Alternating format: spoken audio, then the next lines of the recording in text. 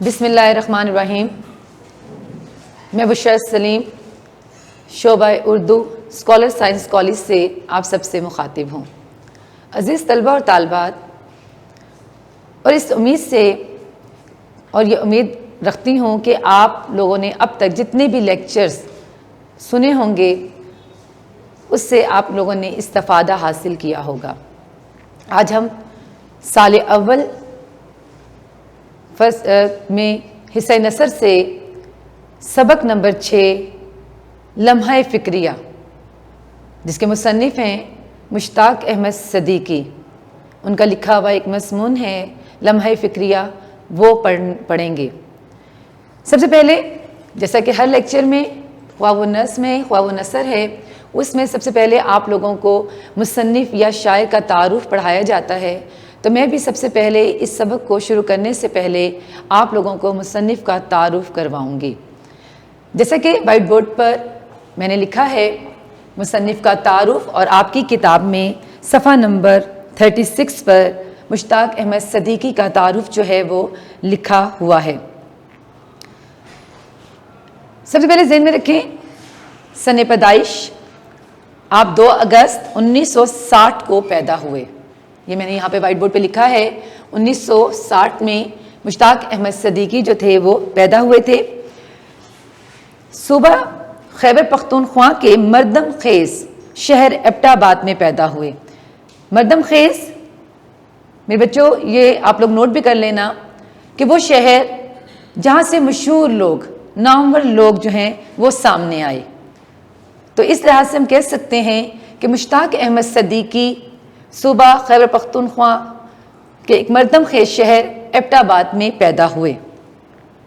مزید تعارف آپ کا کتاب میں لکھا ہوا ہے، پشاور یونیورسٹی سے ایم.اے. اردو کا امتحان امتیازی نمبروں سے پاس کیا اور دوسری پوزیشن حاصل کی۔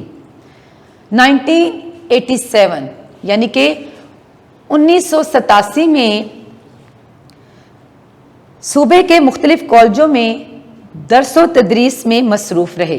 درس و تدریس یعنی کہ پڑھنے اور پڑھانے میں مصروف رہے، اور یوں ہم کہہ سکتے ہیں کہ 1887 میں مشتاق احمد صدیقی جو تھے وہ علمی حلقوں میں جو ہے وہ مشہور ہوئے اور بطور معلم کی حیثیت سے جانے پہچانے جانے لگے۔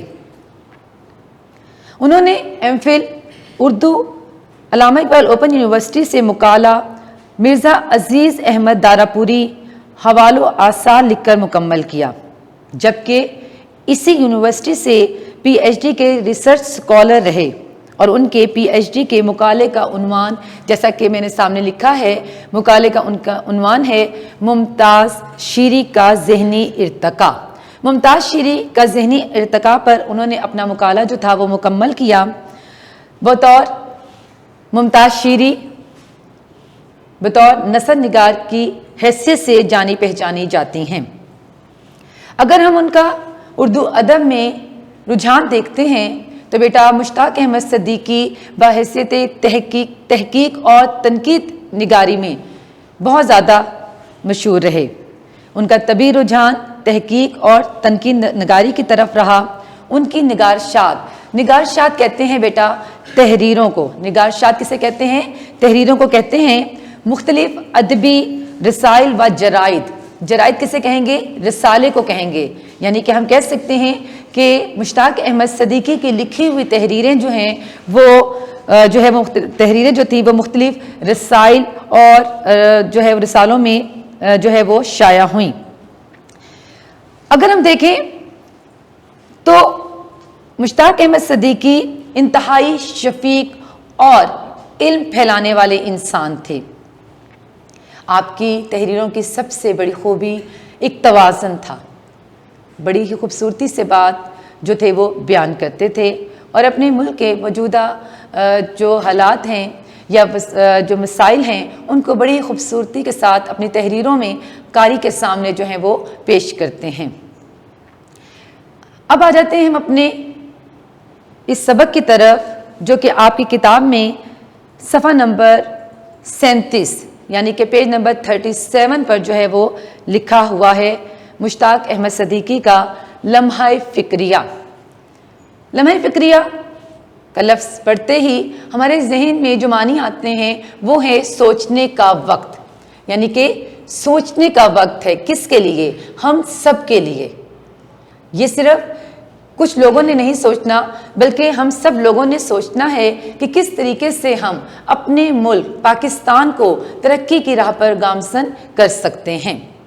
سبق کو شروع کرنے سے پہلے میں تھوڑا سا سبق کا تعارف آپ کے سامنے پیش کرنا چاہوں گی، جو کہ میں نے وائٹ بورڈ پہ لکھا ہوا بھی ہے۔ بیٹا، ہمارا وطن پاکستان ایک ترقی پذیر ملک ہے۔ یہاں پر مشکل الفاظ بھی چونکہ آپ کی کتاب میں لکھے ہوئے ہیں، تو میں ساتھ ساتھ چاہوں گی کہ میں ان کو آپ کے سامنے ایکسپلین کر دوں تاکہ آپ کو اس سبق کو سمجھنے میں آسانی رہے۔ ہمارا وطن پاکستان ایک ترقی پذیر ملک ہے۔ ترقی پذیر کسے کہیں گے؟ جو ترقی کی راہ پر گامزن ہو۔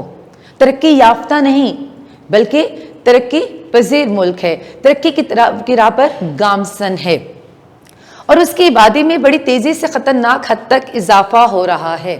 یہ میں ابھی آپ کو سبق کا تعارف بتا رہی ہوں کہ پاکستان ایک ترقی پذیر ملک ہے اور اس کی آبادی میں بڑی تیزی سے خطرناک حد تک اضافہ ہو رہا ہے، اور اگر بروقت غربت، بے روزگاری، بیٹا یہ ذہن میں رکھیے گا، غربت، بے روزگاری، تعلیم اور صحت جیسے مسائل و مشکلات پر قابو پانے کی کوشش نہ کی گئی تو خطرناک اثرات مرتب ہوں گے۔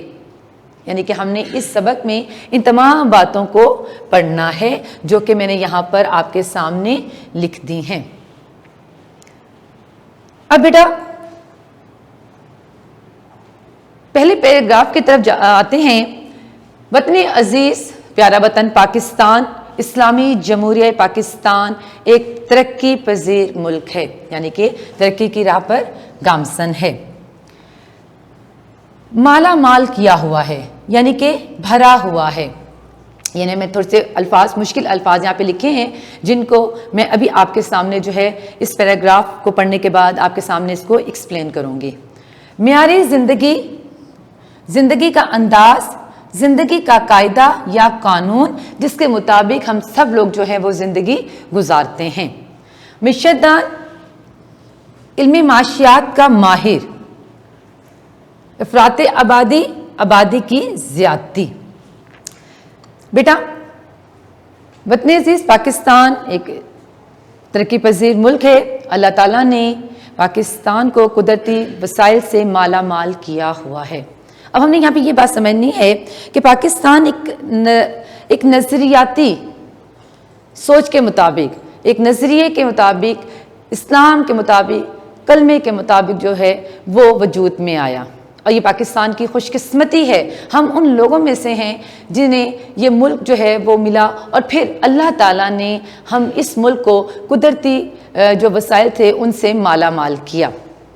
جیسا کہ میں نے ابھی آپ کے سامنے لکھا، قدرتی وسائل اللہ تعالیٰ کی طرف سے دی گئی نعمتیں، اور یہ ہماری خوش قسمتی ہے کہ اللہ تعالیٰ نے پاکستان کو قدرتی وسائل سے مالا مال کیا۔ یہ قدرت کا انعام ہے، کن کے لیے؟ ہم سب کے لیے۔ اب ہم دیکھ لیتے ہیں کہ قدرتی وسائل میں وہ کون کون سی چیزیں آ جاتی ہیں جس کی وجہ سے ہم اپنے آپ کو خوش قسمت جو ہے وہ تصور کرتے ہیں۔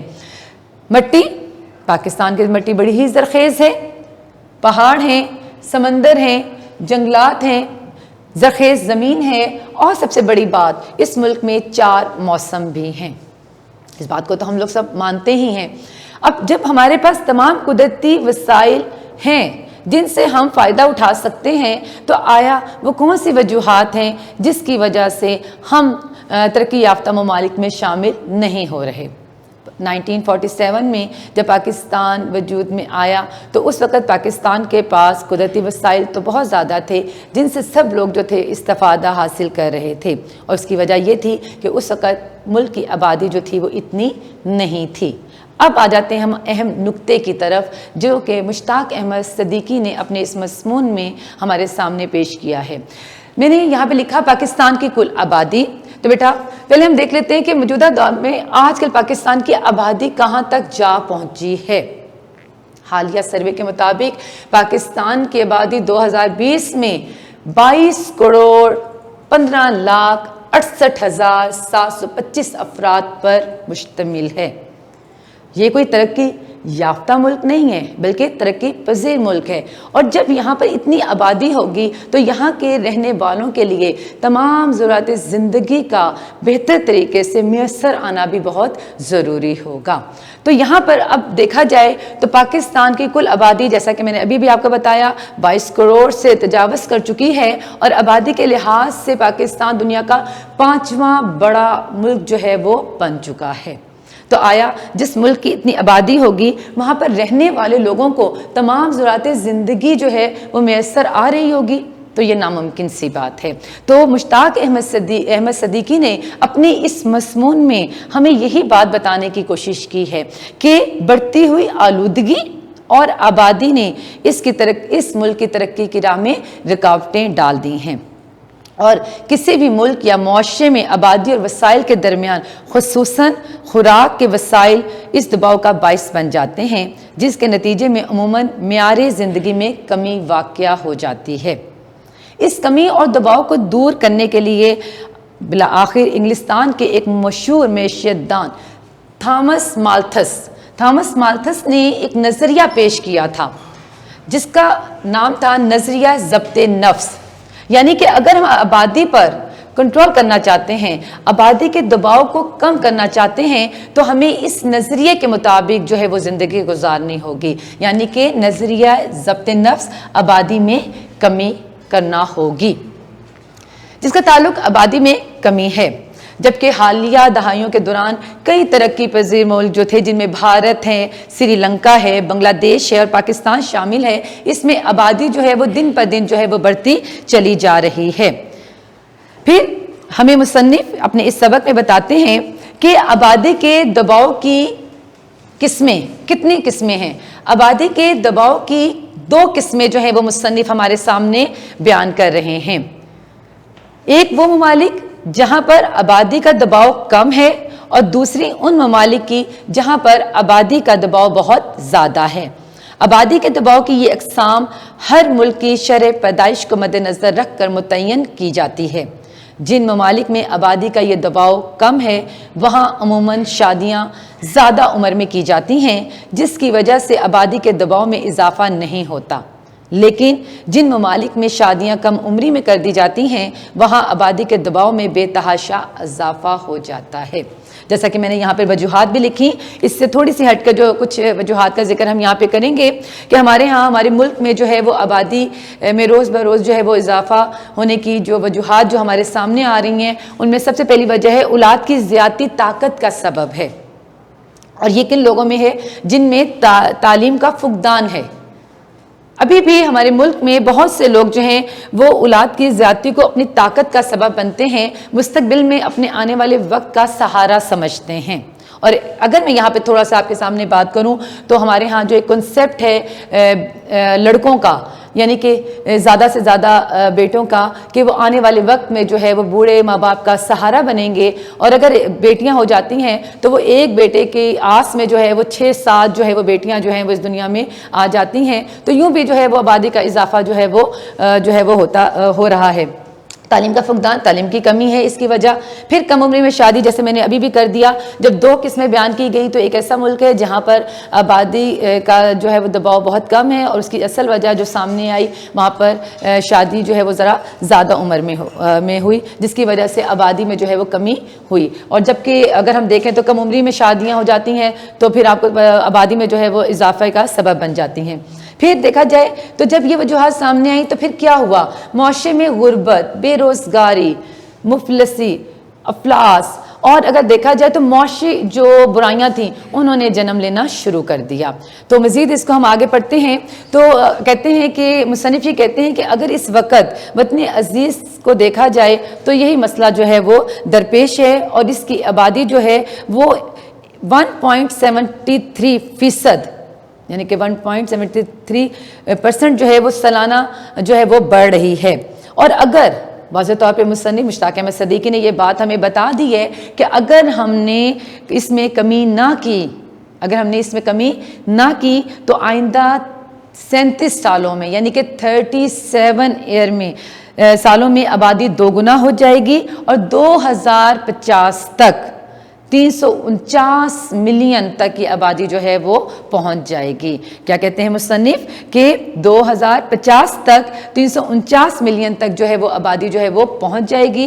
بچوں یہ بات ذہن میں رکھنا، MCQs کے حوالے سے یہ آپ لوگوں کو آ سکتا ہے کہ 2050 تک پاکستان کی کل آبادی جو ہے وہ کتنی ہوگی، تو جو کہ مصنف کا کہنا ہے ان کے مطابق 349 ملین تک پہنچ جائے گی، جبکہ دنیا کے ترقی یافتہ ممالک کی اوسط شرح آبادی 0.1 جو ہے وہ % ہے۔ یہاں تک تو ہم نے یہ بات بیٹا ڈسکس کی کہ اگر آبادی پر جو ہے وہ کنٹرول نہ کیا گیا یا آبادی کے دباؤ کو کم نہ کیا گیا تو ملک کو جو ہے وہ بہت سے جو ہے مسائل کا سامنا کرنا پڑے گا، اور یہ لمحہ فکریہ ہے جہاں پر سوچنے کا وقت ہے کہ ہم کس طریقے سے ملک کو جو ہے وہ آنے والے وقت کے لیے جو ہے وہ تیار کر سکیں یا ترقی کی راہ پر گامزن کر سکیں۔ اب ہم آ جاتے ہیں کہ آیا کہ جب آبادی میں اضافہ ہوا تو ملک جو ہے وہ کن جو ہے وہ حالات کا شکار ہوا اور اس کی کیا وجوہات جو تھی وہ ہمارے سامنے آئیں۔ یہ تو حقیقت ہے، خوراک کی کمی آئے گی، غربت ہوگی، ٹھیک ہے جی، رہائش جو ہے خوراک اور رہائش و خوراک کا مسئلہ جنم لے لے گا۔ پھر کیا ہوا کہ جو جنگلات، جیسے کہ ابھی میں قدرتی وسائل کا ذکر کیا تھا کہ اللہ تعالیٰ نے اس ملک کو جو ہے وہ قدرتی وسائل سے جو ہے وہ مالا مال کر رکھا ہے۔ جنگلات بھی کسی ملک کی ترقی کے لیے جو ہے وہ بہت ہی جو ہے وہ اہمیت رکھتے ہیں۔ تو کیا ہوا کہ درختوں کے بے تحاشا کٹاؤں سے جنگل سکڑ گئے، ٹھیک ہے، جنگل جو تھے وہ سکڑ گئے، جو قصبے تھے جو گاؤں تھے ان کی جگہ جو تھی وہ شہروں نے لے لی، یعنی کہ وہاں پہ بلند و بالا عمارات جو ہیں وہ قائم کر دی گئیں۔ پھر وہ جو زرعی زمینیں تھیں، مکانات تھے، کارخانے تھے، فیکٹریاں تھیں، وہ بننا شروع ہو گئیں تاکہ لوگوں کی ضروریات زندگی کو پورا کیا جا سکے، اور اسی طریقے سے وطن عزیز جو تھا وہ بہت سے مسائل کا شکار ہو گیا۔ پھر پیج نمبر 38 پہ مصنف نے آبادی کے بڑھنے کی وجہ سے جو کہ مسائل سامنے آئے ان کا ذکر کیا، یعنی کہ اب انہوں نے یہاں پر جیسا کہ ہم نے آلودگی کا ذکر کیا تھا شروع میں اور آبادی کے دباؤ کا ذکر کیا تھا، تو کہا گیا کہ شہری آبادیوں کا استعمال شدہ گندا پانی، کارخانوں، فیکٹریوں اور گاڑیوں کے دھوئیں اور ہر طرف پھیل جانے والی گندگی کی بہتات و کثرت سے آبی، فضائی اور زمینی آلودگی میں اضافہ ہوا۔ یہاں پہ 3 آلودگیوں کا ذکر کیا ہے، اس کو انڈر لائن کیجئے گا بیٹا، جس میں آبی، فضائی اور زمینی آلودگی، اس کو انڈرلائن کر لیجئے گا۔ 3 آلودگیوں کا جو ہے وہ ذکر کیا ہے، جہاں پہ ہم یہ کہہ سکتے ہیں، یہ ہمارے سامنے ہی ہے کہ ہمارے ملک میں جو ہے یہ فضائی آلودگی بھی بہت زیادہ ہو چکی ہے۔ اس کی وجہ کیا ہے کہ جگہ جگہ جو ہے وہ فیکٹریز اور کارخانے جو ہیں وہ بن چکے ہیں اور ان سے نکلنے والا دھواں جو ہے وہ انسانی صحت کے لیے بہت زیادہ نقصان دہ ثابت ہو رہا ہے۔ پھر اگر دیکھا جائے تو ماحولیاتی آلودگی بھی جو ہے اس میں ہم لکھ سکتے ہیں کہ آج کل جو ٹریفک کا جو بہت زیادہ جو ہے وہ رش ہے اور گاڑیوں سے جو شور شرابہ ہے وہ بھی انسانی زندگی کو بہت زیادہ متاثر کر رہا ہے۔ یہ باتیں جو ہیں تاکہ اس میں یہ مصنف بتا رہے ہیں کہ آبادی کے پیش نظر پوری دنیا کے ماہرین جتنے بھی ہیں، منصوبہ ساز جو ہیں، وہ ماحول کا تحفظ چاہتے ہیں، ماحول کو آلودگی سے پاک کرنا چاہتے ہیں، اور لیکن یہ اسی صورت میں ہے جب ہمارے ملک میں وہی ایک بات جو میں بار بار آپ کے سامنے کہہ رہی ہوں کہ ہمیں آبادی کے دباؤ کو کم کرنا ہوگا، تب جا کر ہم اپنے ملک میں ان تمام جتنے بھی جو کہ ہمارے لیے ہمیں فائدہ دے سکتے ہیں یا جن کے مطابق ہم اچھے طریقے سے زندگی گزار سکتے ہیں، جیسے کہ معیار زندگی کا لفظ استعمال ہوا۔ اب معیار زندگی جیسے میں نے یہاں پہ معنی لکھا کہ کیا ہے، زندگی کا انداز ہے، زندگی کا قاعدہ ہے، زندگی کا قانون ہے۔ تو اگر ہم یہاں پہ معیار زندگی کی بات کریں تو بہتر معیار زندگی ہر فرد کا بنیادی حق ہے، ملک میں رہنے والے ہر فرد کا بنیادی حق ہے کہ اس کو ملک میں رہتے ہوئے جو ہے وہ تمام سہولیات جو ہیں وہ میسر آئیں۔ لیکن اگر ایک انسان کو بہتر معیار زندگی میسر نہیں آتا تو اس معاشرے میں، اس ملک میں بہت سے وسائل جو ہیں وہ جنم لیتے ہیں، جیسا کہ بے اطمینانی ہے، انتشار ہے، غربت ہے، بے روزگاری ہے، خود غرضی ہے، اور یہ تمام جو ہیں وہ ہمارے سامنے جو ہیں وہ، یا ہم کہہ سکتے ہیں جرائم میں جو ہے وہ اضافہ ہو جاتا ہے، اور سماجی عدم توازن جو ہے وہ جنم لے لیتا ہے، جس سے سماجی بنیادیں جو ہیں وہ انسان کی کھوکھلی ہو جاتی ہیں۔ اور یہاں پر جو کہ معیار زندگی سوال بھی ہے آپ کی کتاب میں، اس کو بھی میں یہاں پہ تھوڑا سا آپ کے سامنے ایکسپلین کروں گی، کیونکہ دو سوالات یہاں پہ دیے گئے ہیں کہ معیار زندگی سے کیا مراد ہے اور اس کو ہم کس طرح بلند کر سکتے ہیں۔ تو معیار زندگی سے مراد میں بار بار کہوں گی کہ زندگی گزارنے کا انداز زندگی کا قاعدہ اور قانون ہے، جس میں رہ کر ہم بہتر طریقے سے جو ہے وہ زندگی گزار سکتے ہیں۔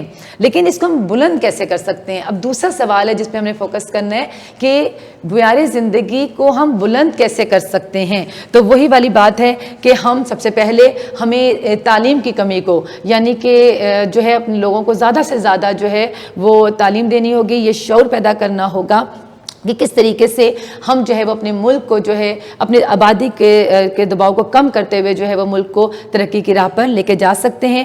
سب سے پہلے صحت اور حفظانے جو صحت کے اصول ہیں ان پر جو ہے وہ ہمیں عمل کرنا ہوگا، جمہوری جو روایات ہیں، اقدار ہیں، ان پر عمل کرنا ہوگا۔ سماج میں خواتین کو جو مقام دینا ہے، آپ کو پتہ ہے کہ ایک ملک میں سب سے زیادہ جو آبادی ہوتی ہے وہ خواتین کی ہوتی ہے، اور پاکستان میں بھی سب سے زیادہ آبادی جو ہے وہ خواتین کی ہے۔ تو ہمیں خواتین کو جو ہے وہ ان کو مقام دینا ہوگا، یکساں جو ہے وہ مواقع فراہم کرنے ہوں گے، اور قانون کی پاسداری کرنی ہوگی۔ زیادہ سے زیادہ کتب سے جو ہے وہ استفادہ حاصل کرنا ہوگا، یعنی کہ مطالعہ کرنا ہوگا، تبھی جا کر جو ہے وہ ہم اپنے معیار زندگی کو بہتر کر سکتے ہیں۔ پھر اگر وطن عزیز کے آبادی وسائل کے مطابق ہو تو وطن میں کیا تبدیلیاں رونما ہو سکتی ہیں؟ تو میرے خیال میں بیٹا یہ بات سب کو پتہ ہے کہ اگر وطن عزیز کے آبادی وسائل کے مطابق ہوگی تو کیا ہوگا؟ ہر شخص کو بہتر خوراک ملے گی، صحت جو ہے وہ زیادہ سے زیادہ طبی مراکز قائم ہوں گے، ٹھیک ہے، طبی سہولیات میں اثر آئیں گی، اور اگر دیکھا جائے رہائش ہوگی، اور زیادہ سے زیادہ لوگ اپنی زندگیوں سے مطمئن ہوں گے، انتشار پسندی کا خاتمہ ہوگا، غربت کا خاتمہ ہوگا، بے روزگاری کا خاتمہ ہوگا، اور ہم کہہ سکتے ہیں کہ ملک جو ہے مکمل طور پر جو ہے یا ملکی معیشت جو ہے وہ روز بروز جو ہے وہ ترقی کی راہ پر جو ہے وہ گامزن ہو جائے گی، اور اس کے اچھے اثرات جو ہے وہ ہمارے لیے مرتب ہوں گے۔ ٹھیک ہے بیٹا، یہ تھا تھوڑا سا جو میں نے سبق کے حوالے سے آپ لوگوں کو تھوڑا سا بتایا، لب لباب کہہ لیں، اہم نکات کہہ لیں۔ انشاءاللہ جب آپ خود بھی اس کی گھر میں بیٹھ کے ریڈنگ کرو گے تو خود بھی آپ کو یہ بات سمجھ آ جائے گی کہ مشتاق احمد صدیقی نے ہمیں جو ہے یہ بات باور کروائی ہے، یہ سوچنے کا وقت ہے، یہ سنبھلنے کا وقت ہے۔ اگر ہم چاہتے ہیں کہ ہمارا ملک جو ہے وہ ترقی کرے، اگر ہم چاہتے ہیں کہ ہم جو ہے وہ ترقی یافتہ ممالک میں شامل ہو جائیں، تو بیٹا ہم لوگوں کو آبادی کے دباؤ کو کم کرنا ہوگا، اور تبھی جا کر جو ہے وہ ہمارا وطن عزیز جو ہے وہ ترقی کی راہ پر گامزن ہوگا۔ مجھے امید ہے کہ یہ تھوڑا سا چھوٹا سا لکھا ہوا مشتاق احمد صدیقی کا جو مضمون ہے آپ سب لوگوں کو سمجھ آ گیا ہوگا، اور میں نے کوشش کی ہے کہ جو مشکل الفاظ ہیں ان کو آپ کے سامنے جو ہے وہ میں ایکسپلین کر سکوں۔ بہت بہت شکریہ۔ اللہ حافظ۔